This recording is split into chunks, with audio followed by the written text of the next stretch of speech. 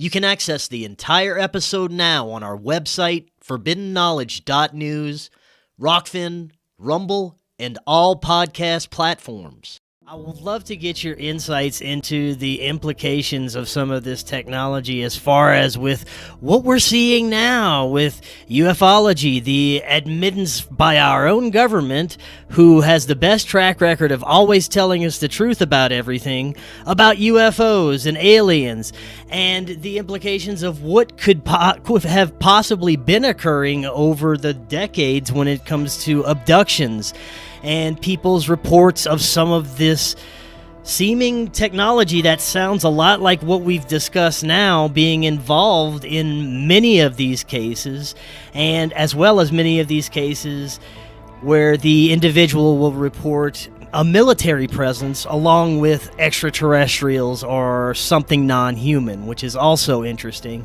And it also has implications into some things that we might just consider paranormal or poltergeists or hauntings. So what do you think about that? There's a lot to unpack there. Yeah, there is. But I should point out, I wish I'd known this when I wrote Chameleo. I didn't find it out until later. Jose Delgado was one of the premier MK-Ultra mind control scientists. He was born in Spain, and he had done experiments in the 1950s that made the newspapers, where he cracked open the skull of a bull, and he put this implant into the bull's brain. And he hopped into a bull ring. Now, of course, this is Spain. The ultimate symbol of machismo is fighting a bull, right? So Delgado did this with remote control. He got into the ring with the bull, and he had a little remote control device under his the red cape, and he was able to make the bull walk backwards and forwards based on just pressing this button. That made the newspapers, and it got the attention of the CIA, and they gave him a cushy position at Yale, where he proceeded to do his research for many decades. So in the late 60s, he writes a book called Physical Control of the Mind. He experimented on female mental patients, prisoners, children.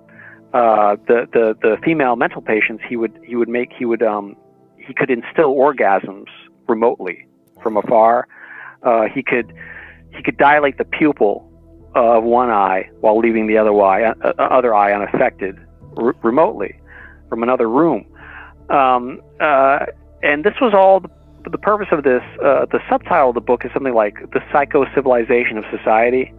The whole point of this, we're talking like a Clockwork Orange type of stuff here. You know, we're going to find out who the criminals are at birth, and then we'll psycho-civilize them, you know.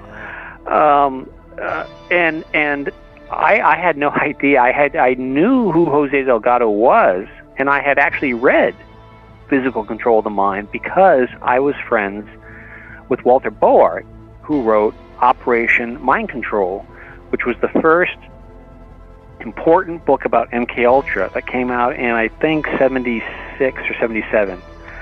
And it came out from Dell, a major publisher. And I knew Boart. I met him in the late 90s. So I had read Operation Mind Control. I was already familiar with who Jose Delgado was. And in fact, I write about Delgado in my first book, Cryptoschatology. Conspiracy theory is art form. Cryptoschatology is a word I made up. It's Latin. Crypto is Latin for secret. Scatology means the study of shit. You put it together, it's the study of secret shit. There's a chapter in there called Honey, Did You Leave Your Brain Back at Langley Again?, which is all about Jose Delgado, Louis Jolyon West, and Gottlieb, all of these MK-Ultra scientists. Well, I didn't learn until after Chameleo was published that Jose Delgado retired. And when he retired to San Diego. He was living in the same exact area where Damien, when he was living in the same exact area as Damien, when all this happened to Damien in 2003. Supposedly he's retired, but I think maybe he was still having some fun in sunny San Diego. That's highly possible, man. And also, you mentioned the paranormal aspect of it. Yeah. It's interesting that SAIC was located right across the street in the Old Town area of San Diego.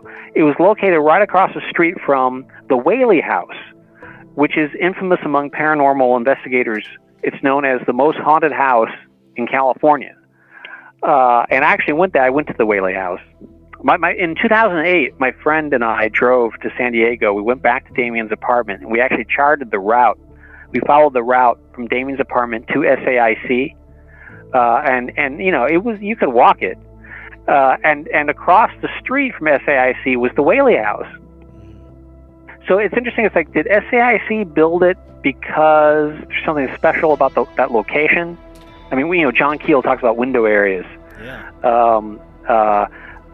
Areas where more paranormal events occur than in other areas.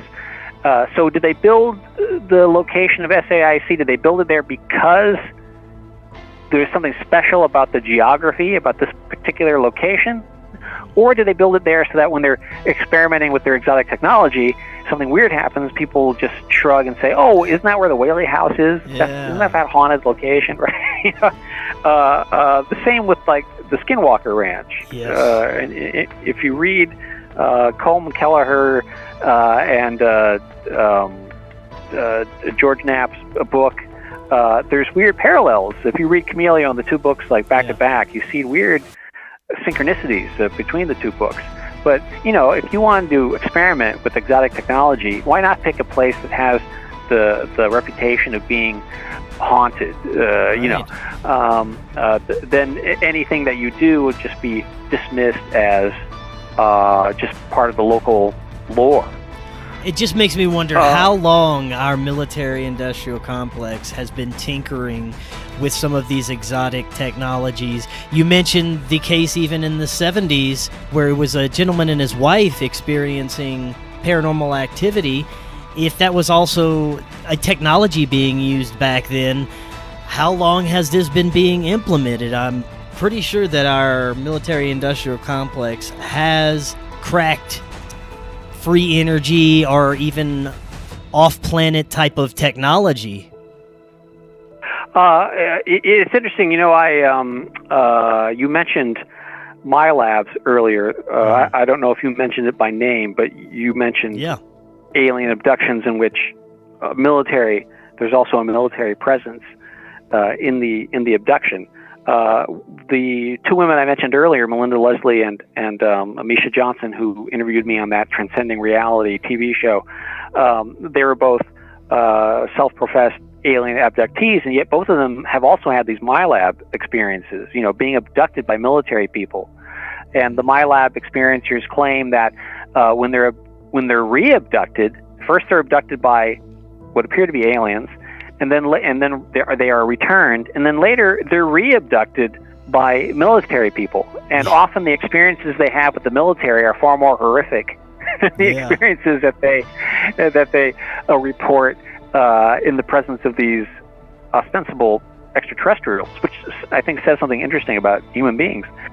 But it's interesting to note, and there's a researcher named Joe Montaldo who has his own podcast, and I can't remember the name of it at the moment, but I'm sure if you just Google Joe Montaldo podcast, you'll be able to find it. He's done a lot of research into Betty and Barney Hill, and it's obvious that they were MyLabs. There is also a military presence in their case as well, though it's very little known. You should think about talking to Joe Montaldo about Betty and Barney Hill. It's really fascinating the amount of research he did into that case. Originally, the first part of Chameleo that ever appeared anywhere, I published a brief excerpt from my interview with him in the pages of UFO magazine around about 2007. And the reason I published it there was because you might think, well, it ostensibly has nothing to do with UFOs. It's about optical camouflage technology. But it was William Burns' wife, Nancy Burns,